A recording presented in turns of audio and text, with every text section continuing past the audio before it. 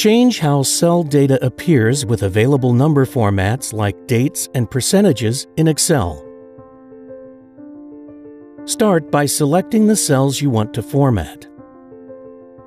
Under Home, select a format from the drop-down menu.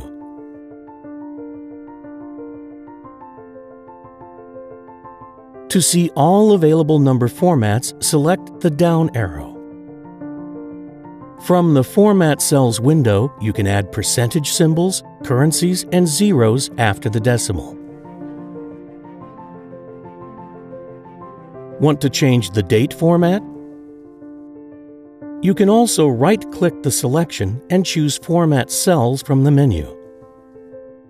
Select the date option you want, then choose OK to apply it.